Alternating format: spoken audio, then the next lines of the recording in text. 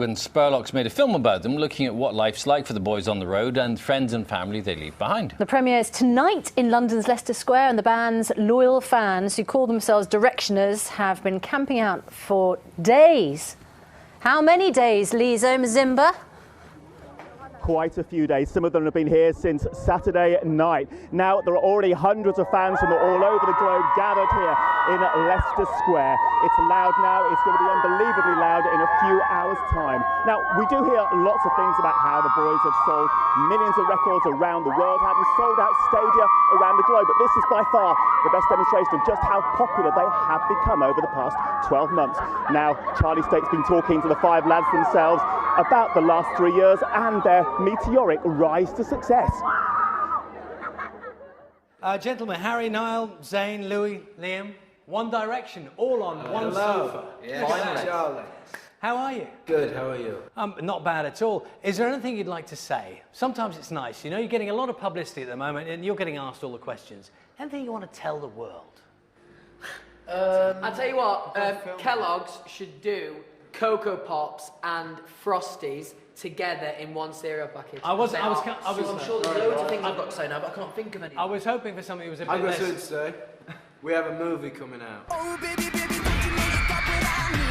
Have a dramatic life change. Just look at that, like, it's absolutely amazing. Now, some people might think that the last thing you want, when you've got all the publicity you already have and the attention, is cameras kind of behind the scenes as well.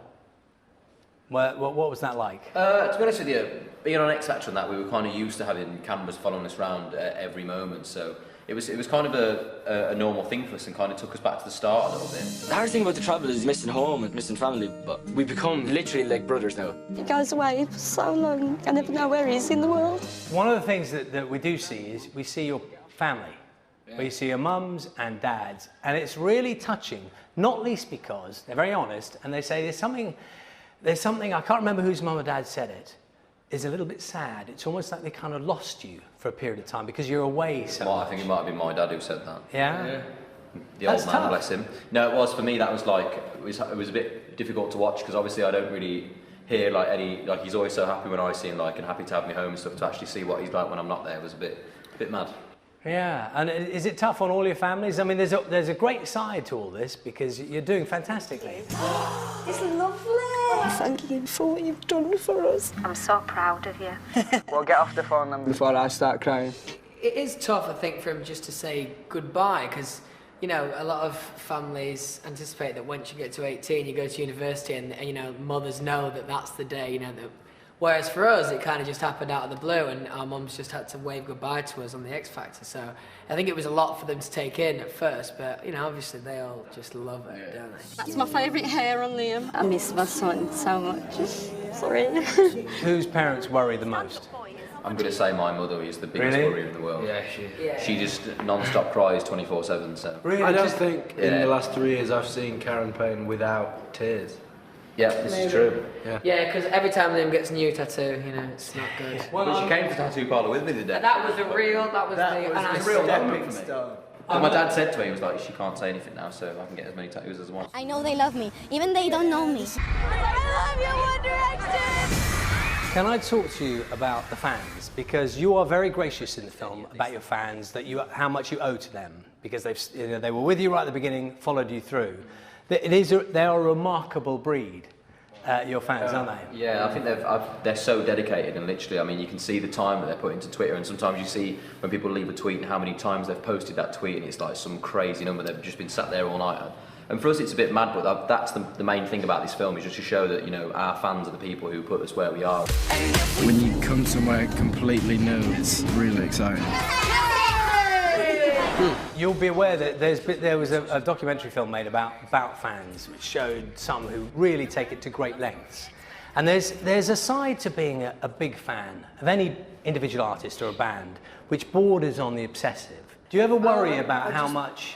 I think people, especially at you know, this age, like they're all kind of the same kind of age as us, and I think, you know, when you're at that age, you're passionate about everything. You remember like your first girlfriend at school when you're like 13, you convince yourself that you love her. And life is a little bit more serious in a way. Yeah. Do you know what I mean? Everything's a bit more of a big deal. Yeah, and I think looking in, not everyone can understand it, but to, you know, that girl or that boy, it might be the most important thing in the world, and just because, you know, we don't understand it doesn't mean you can say it's crazy. So. Yeah, I don't think it should be something that's taken as a negative, you know. I think passion's good in any form. Can I ask you, people are always fascinated, and you'll know this, about the Simon Cowell factor, if I can call it that. Quite what the role is. We're allowed to talk about him. They're looking to the people over there. But just give us a sense, because some people think he's like this sort of figure behind, like the puppet master. He's sort of controlling you from behind. And well, so how does it work, really? I mean, how often do you talk? What's the relationship like?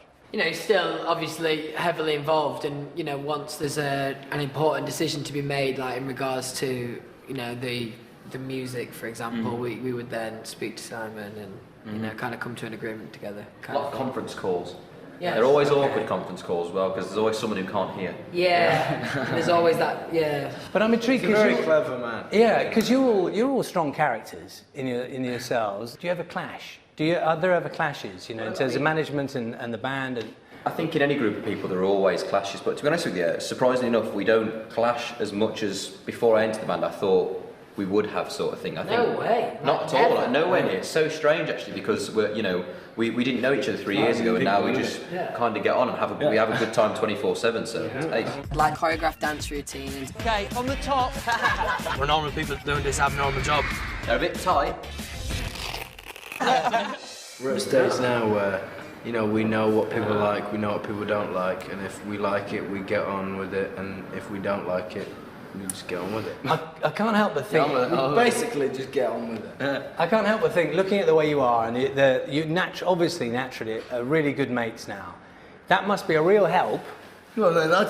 As if to I do prove feel a bit it. left out here, guys. But that must be a real help when the publicity gets too much, or when there's one day when you don't want the cameras in your face. It must help to have, you know, 4 other guys who are going through the same thing. Yeah. Exactly. Yeah, because 99% of the time, if you can't be bothered to do it, nobody can there. So it makes you feel a little bit better. Because I would imagine any 19 or 20-year-old, the thought of being scrutinised the way you are now would be a nightmare.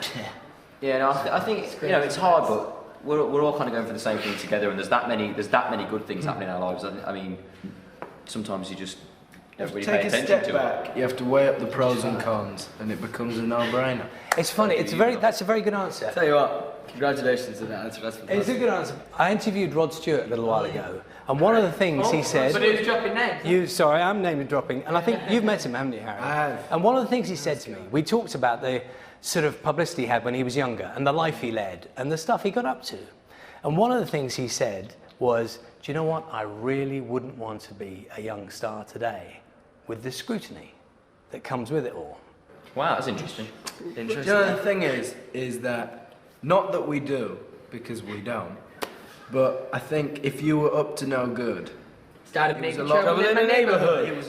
One little fight and my mom got scared. She said, "You're moving with the auntie and uncle in Bel Air. In Bel Air, I think that's what it was. No, Belfast. What are you saying? Sorry, brother. I reckon it would have been a lot easier to do back then, because now, if someone saw you somewhere and you camera did something that you shouldn't be, then someone would know by like in a week's time, whereas now, straight on the old social media. Yeah, like imagine you could go from now back then. Yeah. You'd be like, Yeah, God, great- I yeah, great could get taste. away with anything. I hate to interrupt, fellas, but your people are telling us it's over. We'd stay all day. If it was up to us, we'd stay all day. Thank you so much. Well, they're still making the final preparations for tonight here in Leicester Square, building the stage. Fans have been gathering here for quite a few days, some from quite close. These people are from Kent, some from quite far away. They are here from Spain, can you believe it? But the people who were number 1 and 2 in the queue are with me right now. So, first of all, when did you arrive? Saturday night? We came Saturday, but then the man at the cinema was like, we don't want you camping out on a Saturday night. So we came down Sunday morning at about 9 o'clock. And what's it been like here since then?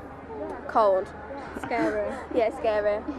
And why did you want to arrive so early? I know One Direction fans have the reputation for, you know, being quite intense and loving the group, but to put it mildly, but doesn't arriving that early, you know, isn't that a bit much? No.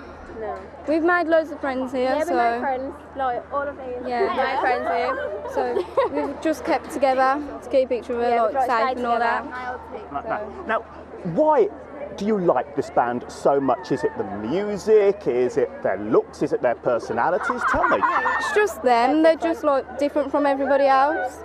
And I don't know. They're themselves, like, Yeah. they don't act around the cameras, like they're just themselves all the time, and they're always there for the fans. Like they'll always defend us and stick up for us, like during like bad like publicity and stuff. And yeah, as I said, they're themselves all the time. And tell me, how excited are you for tonight? What do you think the atmosphere is going to be like? Yeah, it's going to be mental. And what are your favourite songs from One Direction? Have you been keeping in good voice over the last few days here? Yeah, we were singing and we got money thrown at us. We got money thrown at us because we want meet and greet. Yeah, we were like, can we get UK meet and greets? And then people started throwing money at us, so we started singing for them. Oh, well, fantastic. Thank you so much for your time. Enjoy the premiere tonight. I know you've got the best view, and that's because you got here incredibly early. But from here in Leicester Square, for the time being, it's back to you in the studio ahead of what is going to be an incredibly busy and loud tonight here in London's Leicester Square for the One Direction film premiere. And they're singing. They are singing. We haven't been able to stop them singing all morning.